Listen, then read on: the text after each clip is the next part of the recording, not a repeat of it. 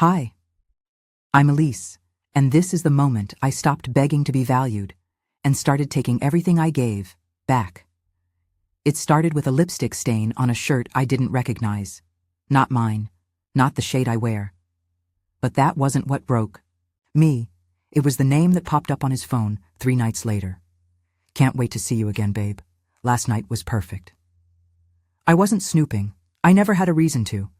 But when he came home late again, mumbling about how work drinks, ran over, and left his phone charging on the nightstand, something inside me cracked open. Call it a wife's intuition or the final spark of suspicion. I picked it up. Her name was saved under David Jim. Clever, almost laughable if it weren't so pathetic. What kind of man hides his mistress under a fake gym buddy? I scrolled.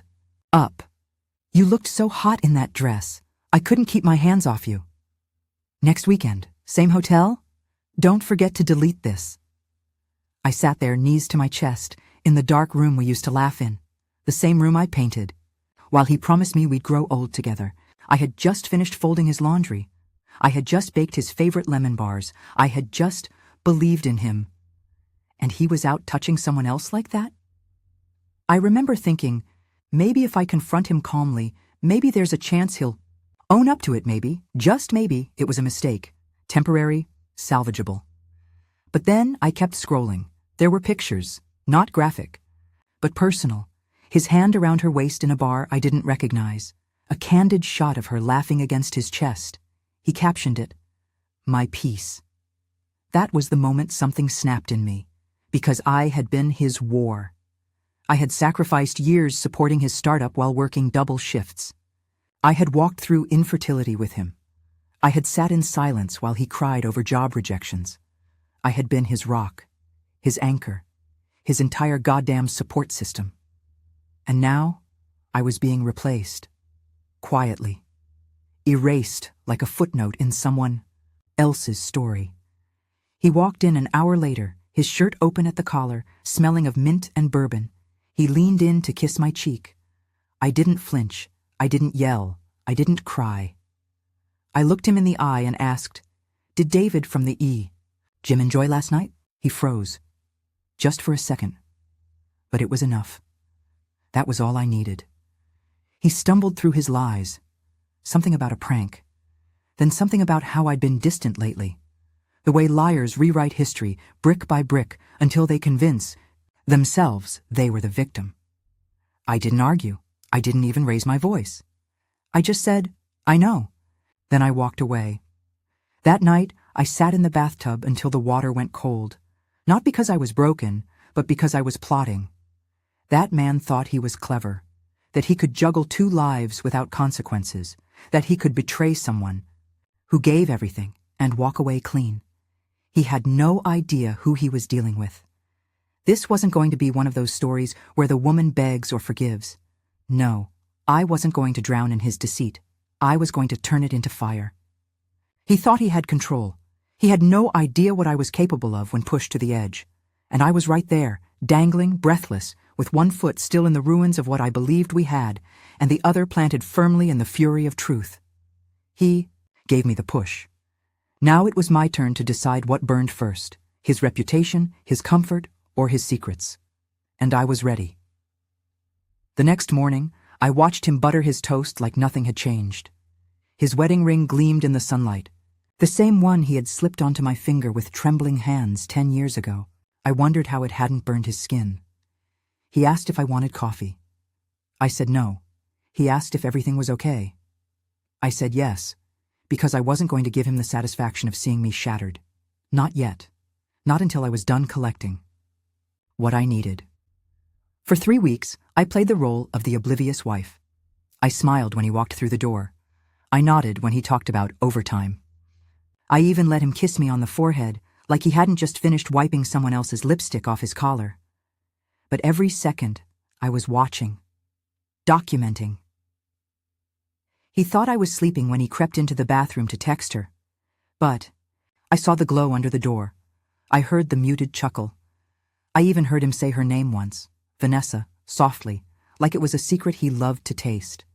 He didn't know I'd installed a keystroke logger on his laptop. He didn't know I had, Access to the hotel receipts he tried to delete from our shared email.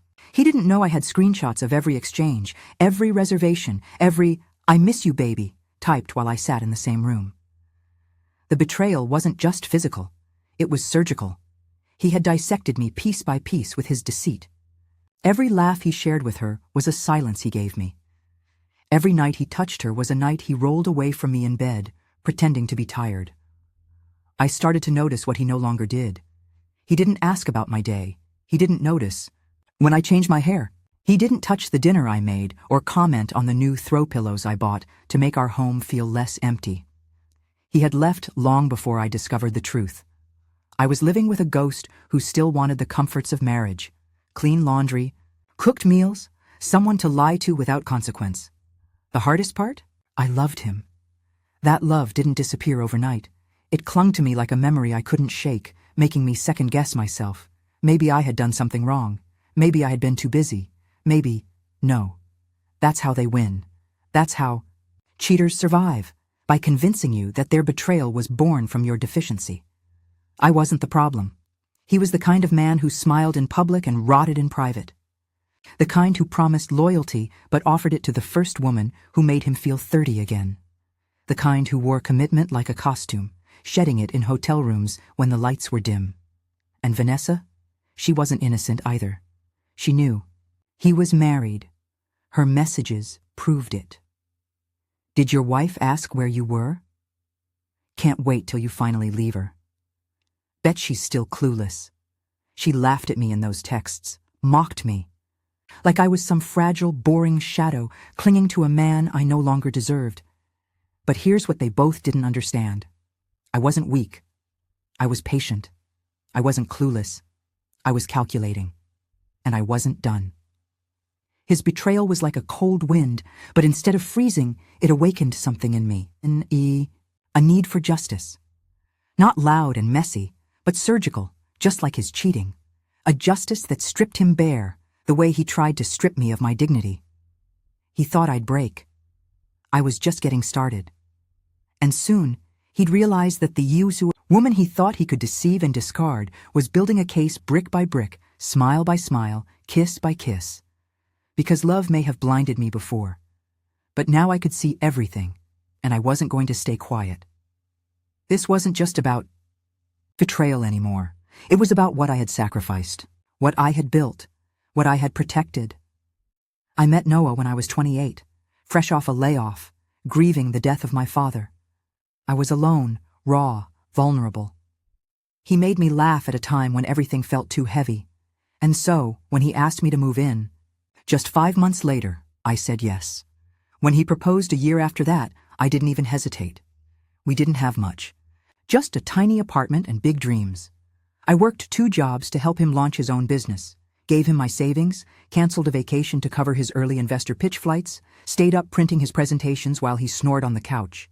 And when his startup finally took off, I was the one who celebrated with tears in my eyes, because I had believed in him before anyone else did.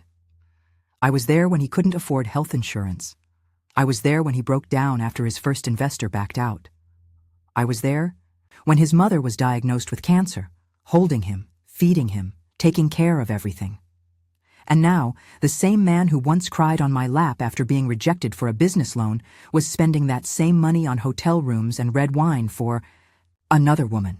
Do you see why this mattered? Because this was my life. Not just a relationship, but my whole damn life. The home we lived in, I found it. The down payment, half of it came from my inheritance. The business credit card he used to buy Vanessa that expensive bracelet, I had co-signed it.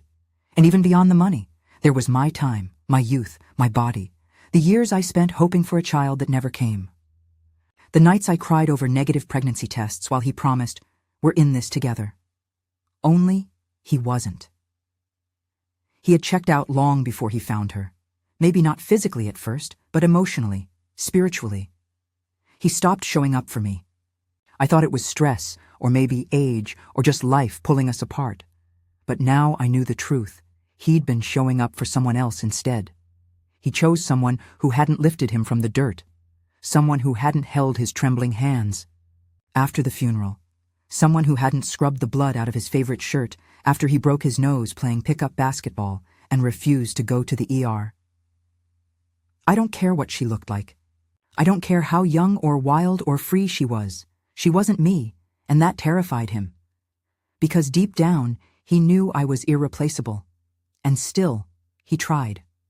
This mattered because if I let this slide, I would be teaching him and everyone else that women like me were disposable. That loyalty and love and sacrifice were meaningless if someone younger batted her eyelashes. I couldn't let that happen.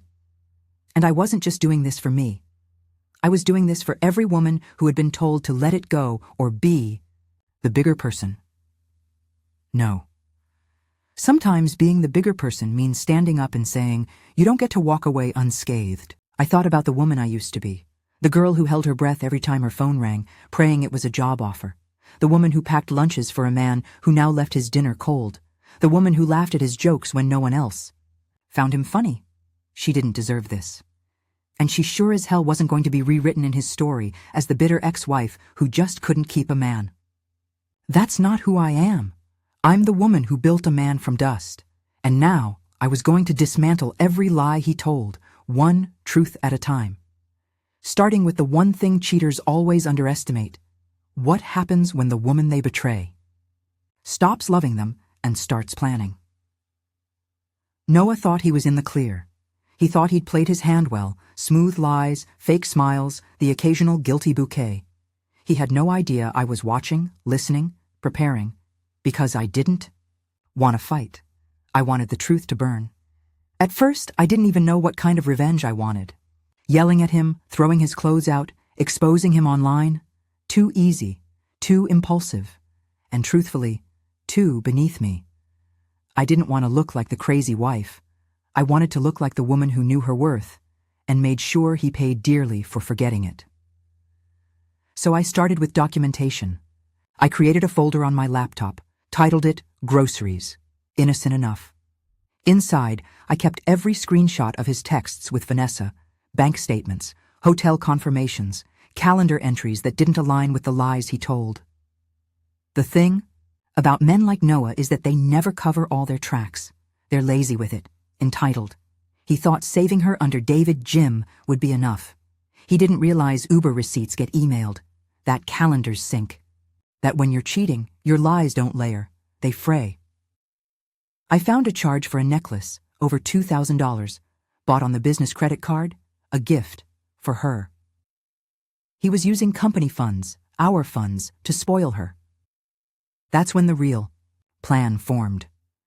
This wasn't going to be about emotional closure anymore. It was going to be financial, legal, permanent.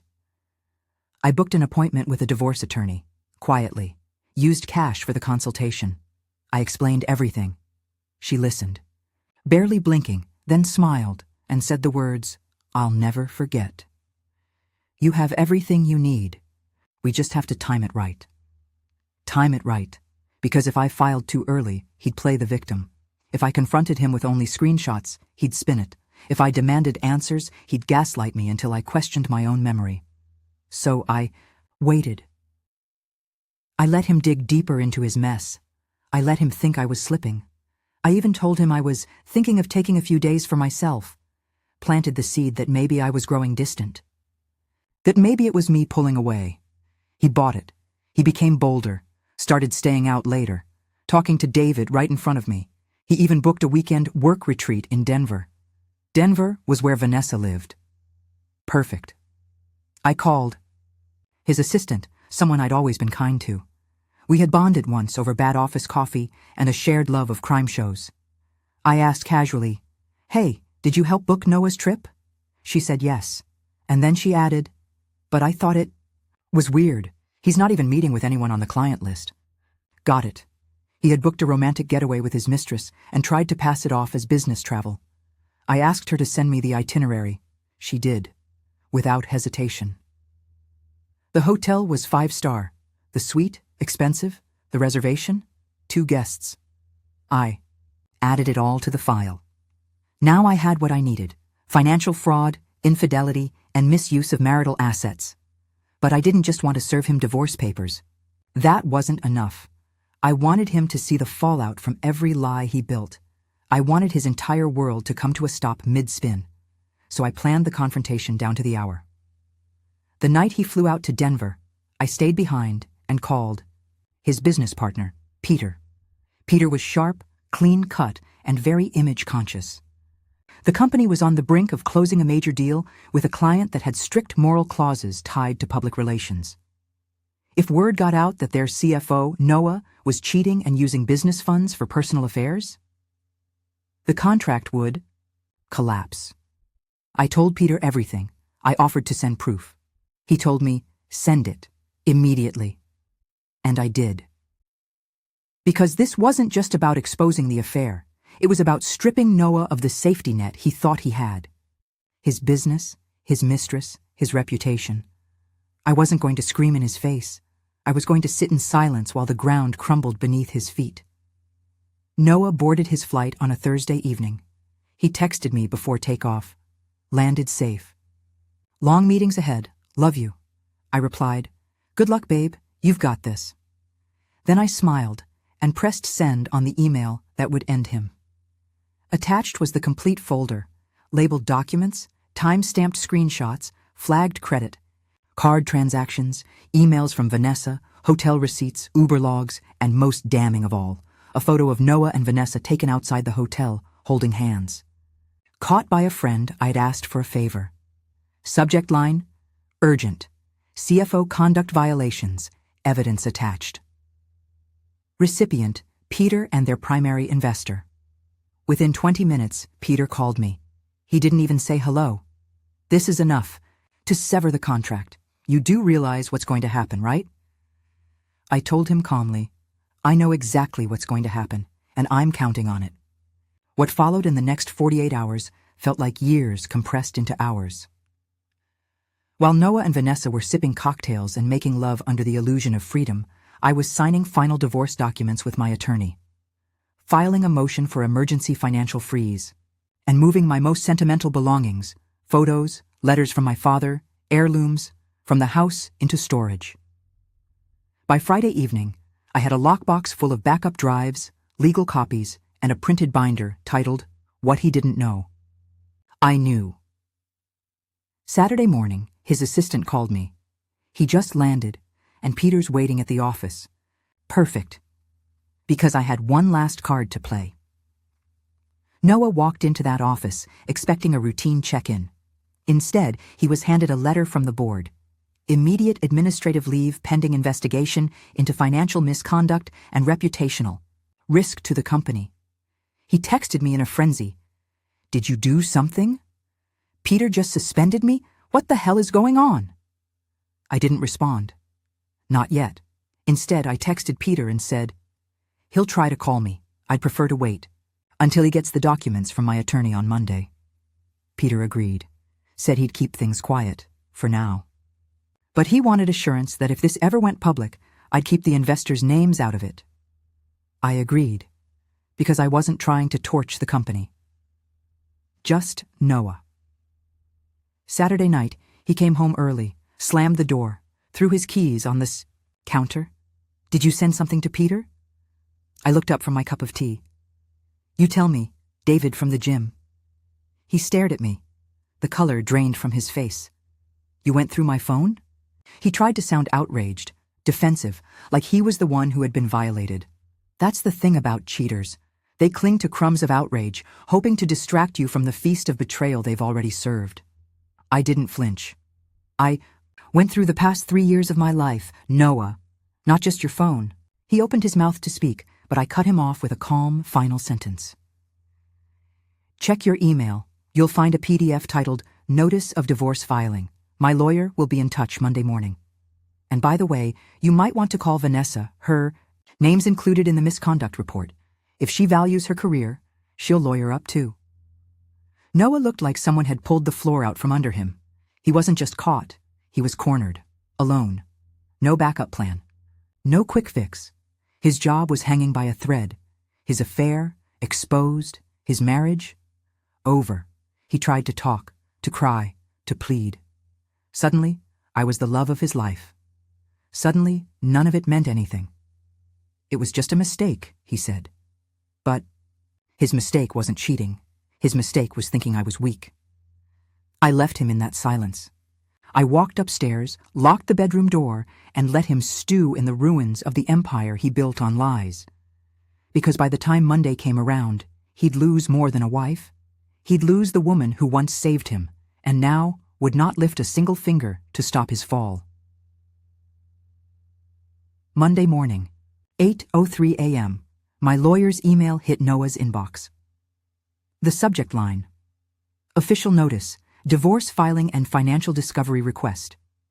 It was concise, brutal, and ironclad, every page of it backed by receipts, timelines, and indisputable evidence of infidelity, misuse of marital funds, and ethical violations within the company.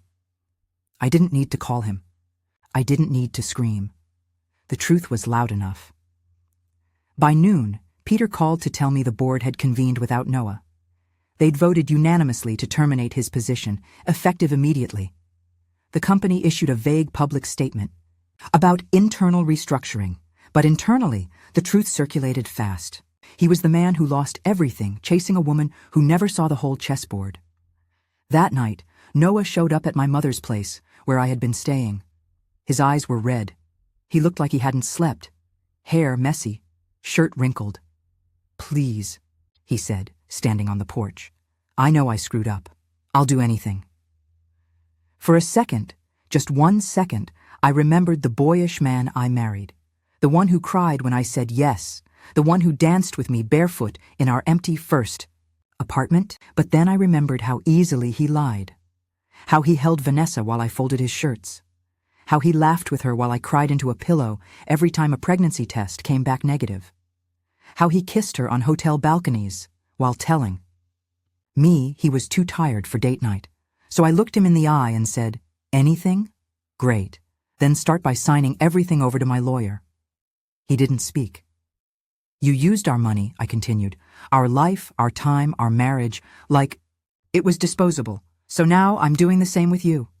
His face contorted with rage, then grief, then nothing, like someone realizing the avalanche had already begun and no apology would dig him out.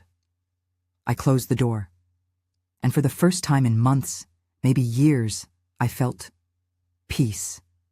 Real peace. Not the kind you fake for holiday dinners or force during couples therapy. This was clean, untangled, earned peace. In the weeks that followed, the pieces fell into place. The divorce went through quickly. The judge reviewed the financial evidence and granted me a significant settlement, including partial ownership in the business I helped build. Vanessa? She was let go from her job when internal HR found a conflict of interest. Her name may not have been in the headlines, but in her industry, whispers travel faster than facts. I moved into a new condo with light blue walls and wide windows. I got my real estate license like I'd always planned before shelving my dreams for his. And every time I caught my reflection in a mirror, I saw someone stronger. Not colder, just sharper, wiser. I wasn't broken. I was just awake. People always ask me, "Do you miss him?" No.